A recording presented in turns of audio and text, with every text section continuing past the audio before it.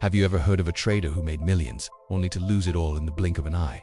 This is the story of Franck Madison, a name that once echoed through the halls of finance as a synonym for success. But it's also a story of a devastating fall and a powerful lesson in humility. Franck wasn't born into wealth.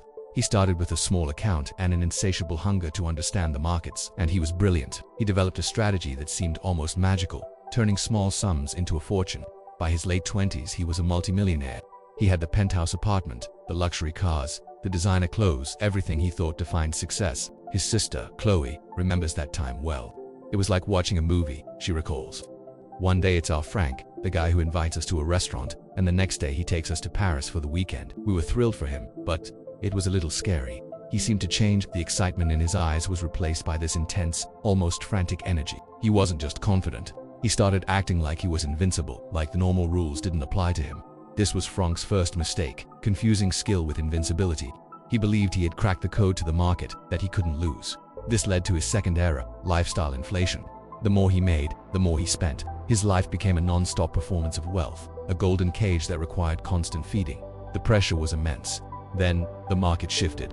A strategy that had worked flawlessly for years began to sputter. For the first time, Franck felt a flicker of doubt, but he ignored it. This was his third mistake. Admitting he might be wrong felt like admitting failure, something his new identity couldn't handle. Chloe saw the cracks forming long before he did.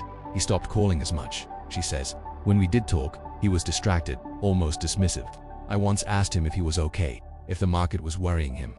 He just laughed it off, said I wouldn't understand. But I saw the tension in his jaw. The Frank I knew would have talked it out. This new Frank just built a higher wall. Instead of pulling back, Frank did the opposite. He doubled down. This was his fourth and most catastrophic error. He took his already huge positions and made them even bigger. Convinced he could force the market to bend to his will, he was chasing his losses, driven by ego and fear. But the money he was using wasn't all his. He started borrowing heavily, leveraging his reputation to get massive loans. This was borrowed confidence. His fifth mistake, he was no longer trading with his own money, but with the faith others had in him, a faith he was about to shatter. His father, a retired accountant, remembers a particularly tense dinner. He was explaining his latest trade, he says, using terms and figures that were dizzying, but the core logic was flawed. It was pure speculation, a gambler's bet. I tried to gently question him, to bring him back to the fundamentals of risk he once understood so well. He got defensive, angry even.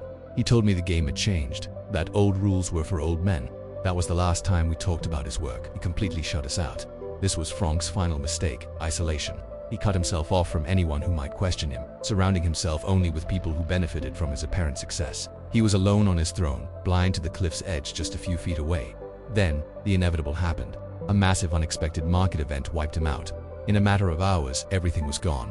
The millions, the penthouse, the cars, everything had vanished because he had to sell. The phone calls weren't from admirers anymore, they were from creditors. The silence in his empty apartment was deafening. He had nothing. The fall was brutal. It wasn't just a financial loss. It was a complete collapse of his identity. He was no longer Franck Madison, the trading genius. He was just Frank, a man who had lost everything. The shame was suffocating. This is where many stories would end, in tragedy, but this is where Frank's story truly begins. After hitting rock bottom, he finally reached out. He called his sister, his voice cracking for the first time in years. I was wrong, he whispered. I was wrong about everything. Chloe says that was the moment she got her brother back. All the anger and worry I felt just melted away, she explains. He wasn't a fallen tycoon on the phone. He was my little brother, and he was hurting. We all were. His fall didn't just affect him, it strained our entire family. But hearing him finally admit his vulnerability, that was the first step toward healing for all of us. The journey back was long and painful. Frank had to confront the ego, the fear, and the isolation that led to his ruin. He went back to basics, not of trading but of life. He reconnected with his family, the people who loved him for who he was, not what he had. Today, Franck Madison is not a multimillionaire trader. He's something far more valuable. He's a teacher. He dedicates his life to speaking with young traders and finance professionals, sharing his story with raw honesty. He doesn't teach them how to get rich quick. He teaches them about the one thing he ignored: risk. Not just financial risk, but the risk of ego, of losing yourself to success, of confusing your net worth with your self-worth. His story is a powerful reminder that true success isn't about an unbroken streak of wins. It's about resilience. It's about the humility to learn from your failures, the strength to ask for help, and the wisdom to know that the people who ground you are your greatest asset. Frank lost a fortune, but in doing so, he found himself again. And that's a trade worth making every single time. Thank you for watching. If this story resonated with you, please consider subscribing for more content like this. Stay curious and stay grounded.